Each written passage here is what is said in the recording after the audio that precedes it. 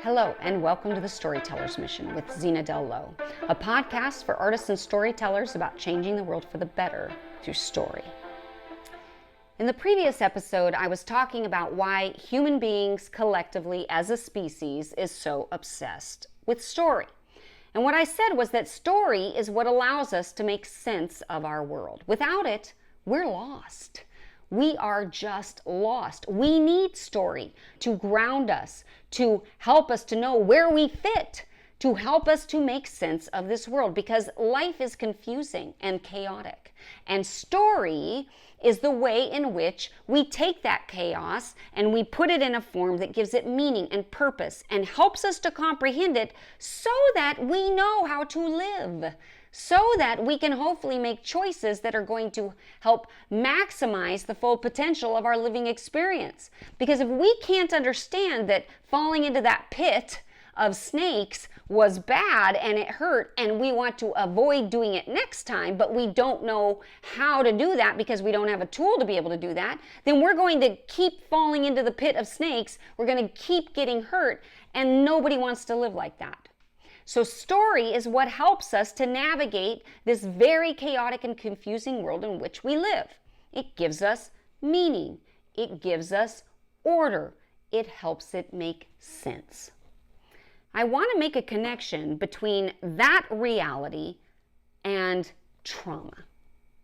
Because if you've been watching this show for a while, you know that I'm a big believer that many of us are operating with subconscious programming that we're not even aware of because of unresolved childhood trauma. Now, not all of us. However, if you're not one of those, and by the way, that would be wonderful. I hope that you're not, because that's wonderful.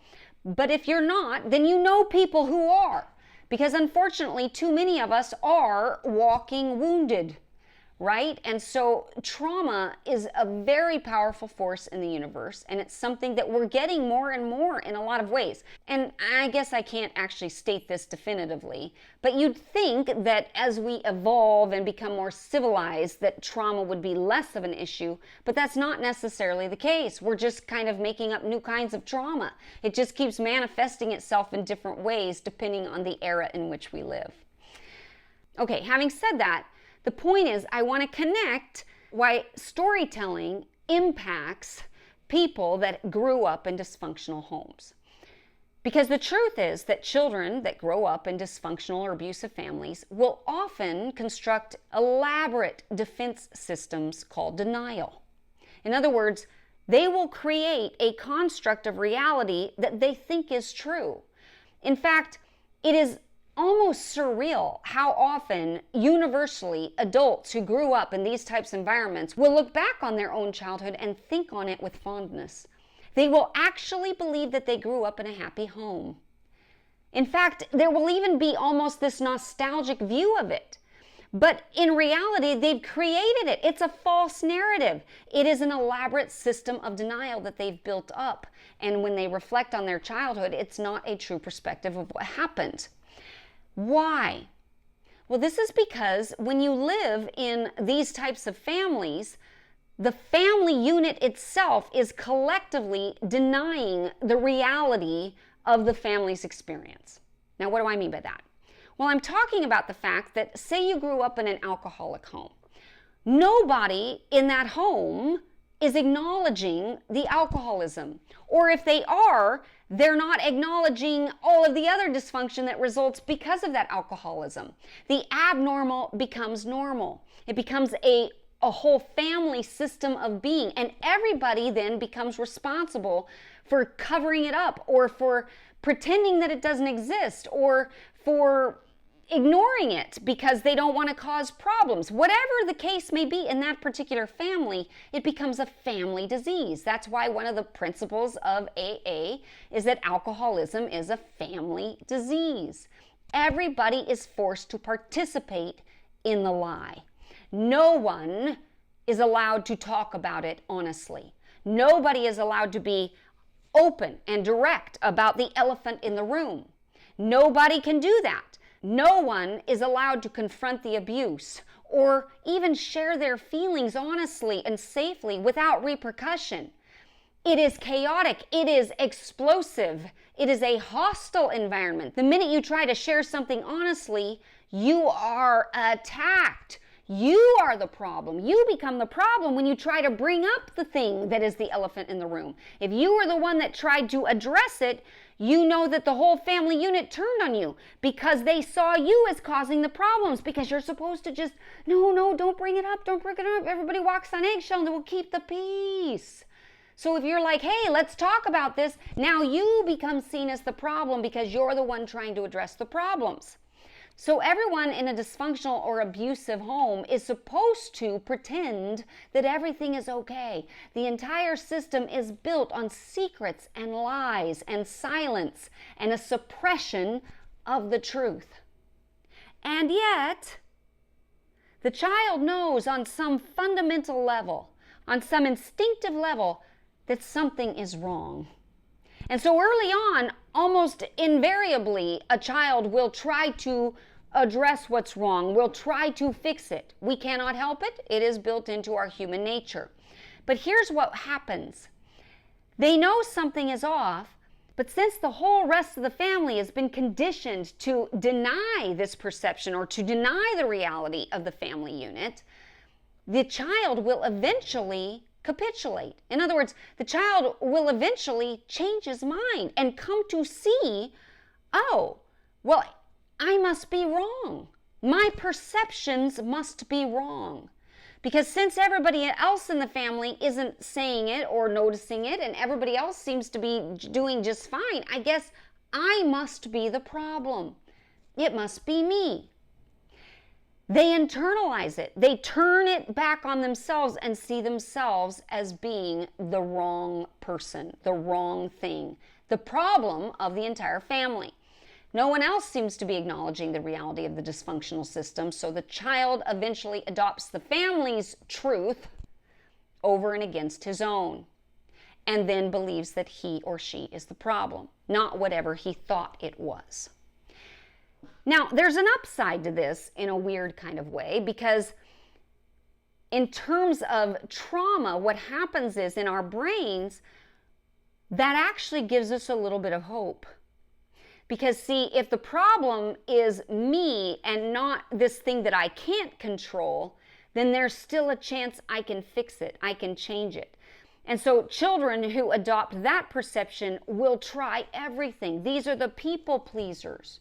These are the kids that lose their identity in their parents and are just living to try to help the parents. They believe they can fix the parents if they can love their dad enough, if they can perform well enough. These are the high performers. These are the ones that become the stars of everything, that get the best grades because they think, well, if I can do that, then I'll fix it. Then I'll fix whatever is wrong, right? They're trying to fix it because they think that they have the power to do that. But they don't, because it was never their problem to begin with. It was never theirs to fix. So, is it any wonder then that children, as they grow up and become adults, will acquire maladaptive techniques to living that no longer do good for them or no longer are helpful to them and in fact cause harm to themselves and sometimes others? That is all a result of growing up in a dysfunctional home. Steve Almond, an artist, says, "The story you tell is the life you lead." I had a therapist once tell me that we don't have behavior problems, we have belief problems, because we always act in accordance to what we really believe is true. So if we believe it's true that we are the problem, and we believe that it's true that we can fix it, we will move in that direction. If, on the other hand, we believe that we're the problem, but we have no ability to fix it, we will start to destroy ourselves. We will develop addictions that are harmful to ourselves. We will take up smoking. We will take up drinking. We will take up sex. We will take up destructive behaviors because we don't have hope of changing it. Now, both of them can be harmful to ourselves and to others. One is a faster way of destruction, but we always act in accordance with the truth as we believe it to be. We have belief problems, not behavior problems. So the child in this case is doing what human beings were designed to do. That's the point. The child is trying to make sense of his world. If his perceptions of the world don't match up to what he's been told is true and is reality by his family, then he will change his perceptions to match the reality that he's been given. And by the way, one of the reasons why children do this and why people do this in general, and why people that are in marriages, for example, with narcissists who distort the truth and make us doubt our own perceptions of reality, the reason that we adopt the false truth is because intrinsically, on some level, we know that reality must be consistent. And we want to match our experience with reality. By the way, this is why if you look at people who have certain behaviors, for example, say a hoarder, whose world is chaotic on the outside, that is matching what's on the inside. It is a physical manifestation of their internal chaos, their trauma, their unresolved trauma. Hoarders are traumatized people. And they are just living it more observably than other people. I have a girlfriend who is a compulsive cleaner. Now, she cleans compulsively because of her own internal chaos. Really, that's a way for her to try to order her own world because she has unresolved trauma. Now, it doesn't always work, but the truth is, she knows that if she cleans, it calms something in her. The more triggered she is, the more compulsive she becomes about cleaning her house. Now again, the irony is that in some ways you might argue that that's better than someone who hoards or who goes out and shops compulsively or whatever the case may be. But the truth is, it's still a manifestation of this principle. Namely, we want our outsides to match our insides. But this is also why it is an action that can help in the efforts of recovering from our trauma. When we feel like we are spiraling emotionally, when we're having some sort of shame spiral, for example, and it's starting to feel chaotic and crazy, and maybe we're even triggered in some sort of PTSD, when we take positive action to create order in our outside world, it has a weird ability to do something to our inner world. And that's just a fact. And that is one reason why in programs of trauma recovery, one of the first orders of business is to try to give people agency. It's to try to give them actions that they can do to have power, to empower themselves instead of be powerless. See, we're powerless in our trauma. We're powerless in the effects of our trauma. We were powerless when we were traumatized, especially if we have some sort of traumatic event that we can hang our hat on. Something happened to us that was truly traumatic. That was a powerless experience. We couldn't stop it.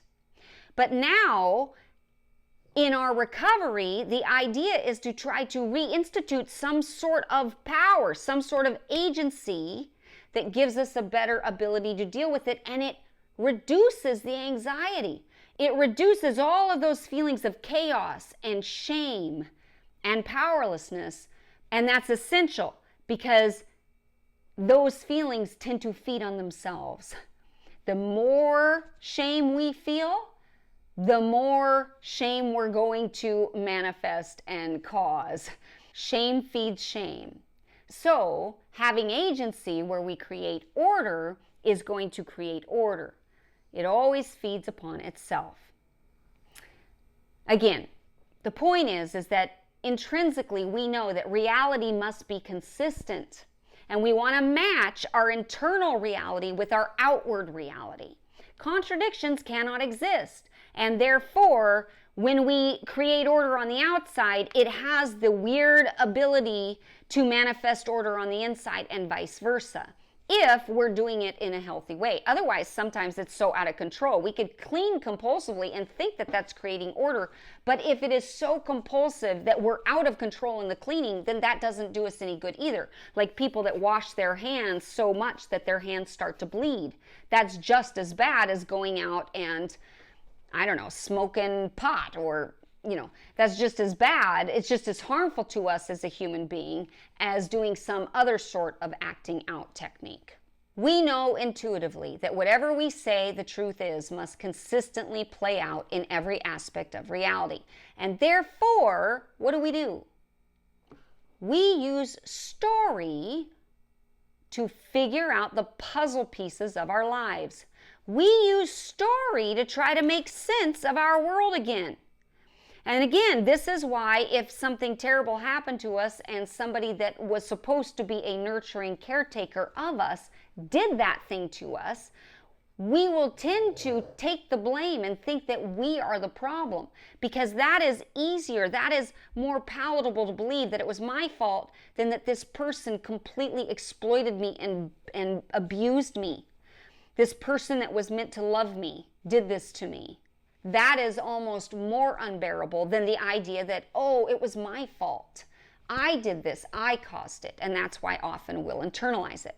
Now, as someone who has experienced trauma firsthand, I know how trauma can impact our perceptions of truth. You see, what happens here is that trauma tends to negatively impact our perceptions of truth. Trauma can alter the way that we process information. It can alter our memories. It can make it more difficult for us to trust our own thoughts and feelings, especially since we've been told in this dysfunctional family unit that our own thoughts and feelings are wrong. So we come to distrust our own thoughts and feelings in favor of the family unit, thinking that they must be right, and therefore we lose the ability to even know what we think or feel, or certainly to trust it. We don't trust ourselves. We second guess ourselves all the time. One common symptom of trauma is disassociation. I'm sure you've heard this term. Disassociation can cause us to feel, of course, disconnected, that's the point, from our thoughts and emotions and surroundings. But it can also make it challenging for us to accurately recall events and differentiate between reality and imagined scenarios. This is why, and I'm sure you've experienced this, have you ever had somebody say something and it triggered you, it brought up emotions of the past, but you're reacting to the current situation way bigger than it should have been? You're reacting way bigger than it ever should have been, but it's because you're reacting to this over here. You're having difficulty differentiating between reality now and former events or imagined scenarios. You can't tell what's true, what's real, and what isn't. Trauma negatively impacts our ability to ascertain the truth. Additionally, trauma can cause us to develop a heightened sense of hypervigilance. It can make us more likely to perceive potential threats and danger in everyday situations.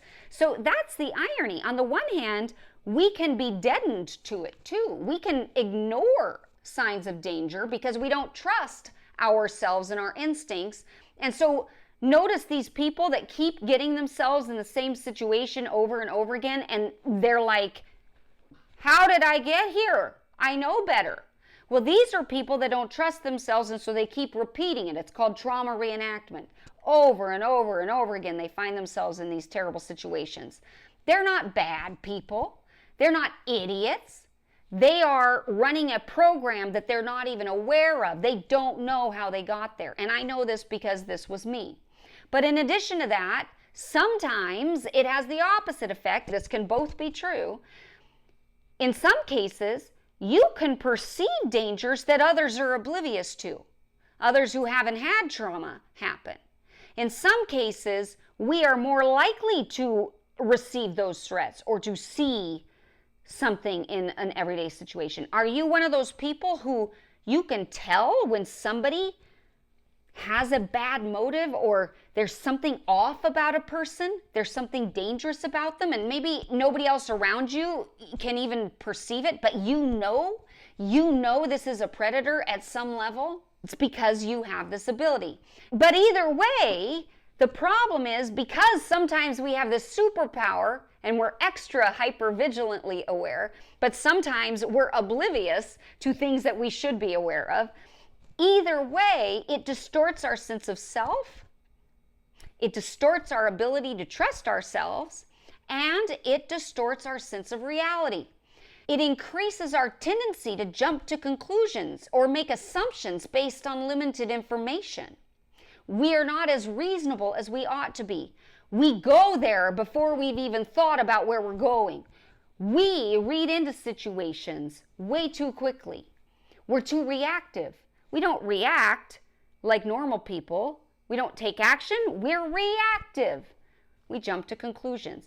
So it's essential for us, if you are one of these people like myself, it's essential for us to understand the impact of trauma on our ability to perceive and process information. And it's also crucial, of course, to seek help and support from others in recovery and from mental health professionals if you need to. Anyone who can help us process our experiences and learn how to trust our own perceptions and beliefs again. This, to me, is one of the biggest parts of trauma recovery. It's learning to trust your own instincts again. It's learning that you actually do know things, and then taking positive action as a result of the things that you are feeling and thinking and knowing. Now, what does all of this have to do with story, you may be asking yourself? Well, let me tell you. Assuming that we're able to do this, what we find is that the artist, either with or without trauma really, is in possession of the most powerful weapon the universe has ever seen. Art and story are the most powerful weapons that the world has ever and will ever see. They are radically powerful. They have the power to radically transform lives. They have the power to bridge the gap, to strike through to the heart of something, to surpass the brain and go straight to the heart. They have the power to connect people in even the most unlikely of times throughout history. Art/story is the most powerful thing in all of the universe. And as such, we ought to wield it responsibly. Let me give you some radical examples of times when art has completely changed something that it would just have been impossible for anything else to do. I mean, we're talking about things that are almost unbelievable that have happened in reality, all because of one kind of art or piece of art and then what it leads to. For example, are you familiar with the event known as the Christmas Truce of 1914? Well, as the story goes, it was Christmas Eve in 1914 during World War I. And soldiers from both sides of the Western Front were in trenches, and this is in Belgium, and they began to sing Christmas carols. Gradually, soldiers from each side began to venture out into no man's land. Imagine this, and visualize this in your head. They started exchanging gifts with each other. These are enemies, and it's Christmas Eve, but because songs started, because a work of art, because Christmas carols were started, they began to venture out into no man's land. They exchanged gifts. They even played a game of football with each other.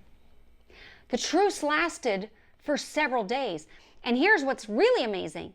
It was contagious. This trench was long. The trenches on both sides were long. It was so contagious that in some places, in some areas on the front, it lasted all the way into the new year. Soldiers from both sides used this time to bury their dead, to exchange personal stories with each other, to engage in friendly combat, such as snowball fights with each other, to have witty banter, to laugh and joke and sing and play. In the middle of World War I, they were just killing each other. They take this break. And sadly, they start fighting again. But the Christmas Truce of 1914 has become a symbol of hope and humanity amidst the brutality of war. It demonstrates how shared experiences and stories, the shared experiences of these soldiers, certainly on both sides, allowed them to connect on a personal and deep level with their enemy, despite being on opposing armies. This event has been commemorated in a lot of works of art and literature, including the song Christmas in the Trenches by John McCutcheon and the book Silent Night, the story of the World War I Christmas truce by Stanley Weintraub. Now, if that is not an example of a time when art or music, a work of art, a type of art, united people of different cultures at an unlikely time, then I don't know what is. It is powerful. Art has the power to connect groups of people. But it also has the power to help individuals find a sense of belonging or purpose. So here's an example of how the power of storytelling has been used to bring about social change or to inspire action. And this is huge, all right? One Flew Over the Cuckoo's Nest. Now, I don't know if you read the book, maybe you saw the movie, maybe you haven't done either. I recommend that you do. It's phenomenal. The movie is phenomenal, and so is the book, but I love the movie. It had a significant impact on the public's perception of mental health institutions in America. And it ended up contributing to the reform of mental health policies and practices. Now, the novel was released in 1962. The film adaptation, which was critically acclaimed, it won a number of Academy Awards. That was released in 1975, starring Jack Nicholson. And both stories portray the oppressive and dehumanizing conditions of the mental health institution as its central character, Randall McMurphy, who's played by Jack Nicholson, challenges the authority of the system, which is made manifest by the cruel and manipulative nurse, Nurse Ratched. So the book and the film sparked a public debate about the treatment of people with mental illness, and it's believed to play a role in the deinstitutionalization movement of the 1960s and 1970s, which led to a closure of many large state mental hospitals, and it expanded community-based mental health services. It shed a light on these issues in a new way. We stopped doing surgeries like lobotomies to deal with psychiatric issues. By the way, this is important because what's happening today? Well, apparently there's something that we're diagnosing as gender dysmorphia, which would be a psychiatric condition. But what's being prescribed? Surgery, physical surgery. We haven't done that since lobotomies. There's something wrong here. There is something wrong when we are treating a psychiatric disease or issue with a physical surgery. It doesn't compute. It's wrong. It shouldn't be happening. But I'll let you debate that on your own. The point is that this story, it led to reforms across the board, including the training of psychiatric nurses and the changes in their role in mental health care. Overall, One Flew Over the Cuckoo's Nest is considered a landmark work in the history of mental health advocacy, and it's contributed to important reforms in mental health policies and practices all across America, everywhere that this sort of thing goes on. So art and story are not only a means of connection, but they are tools for understanding ourselves and the world around us, and for inspiring people to take action and create positive social change. I've given a lot of examples about this in previous episodes also when I talked about protest literature. That is specifically the kind of literature meant to create and to incite social change. But here's an example I didn't give that I think has merit, and that is something more recent. The Hunger Games. The Hunger Games is a popular young adult series written by Suzanne Collins, and it's set in a dystopian future where children are forced to fight to death in an annual televised event, a spectacle known as the Hunger Games. Now, this story has been praised for its commentary on social issues such as government control, class inequality, the power of the media. all these things. It's really tapping into some fundamental issues in our current society. And it has inspired many young readers, particularly younger readers, to become more politically engaged and to advocate for social change. Unfortunately, I haven't seen any changes in the use of social media. In fact, it's probably become more frequent. But what has also become more frequent are dissenters even among social media, where we have podcasts like this.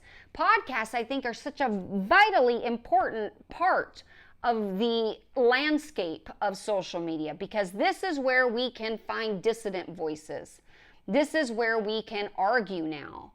This is what talk radio used to be, but only a few people had a voice. Now there's a lot of podcasts with a lot of different voices speaking the truth, and we get to find the people that we resonate with. It is a super important part of the conversation, and I hope that podcasts won't ever be used against us or won't be shut down, because I think it's vitally important that we have them. Now, these are just a few examples, but they illustrate how art and literature can inspire people. They can inspire empathy and compassion. They can help us to enact action. And why? Because it helps us better understand the world around us and the experiences of others. At the end of the day, the artist is like the diagnostician of society. They're the ones diagnosing our diseases. They're the ones putting their thumb on the heartbeat of society and going, oh yeah, here's something sick here. Oh, we're weak here. Oh, look, there's something wrong here. Pay attention to this. Fix this. Address this. They are putting their thumb on the heartbeat of society and showing us where we are sick. But sometimes we are putting our thumb on it and saying, look at this. This is beautiful.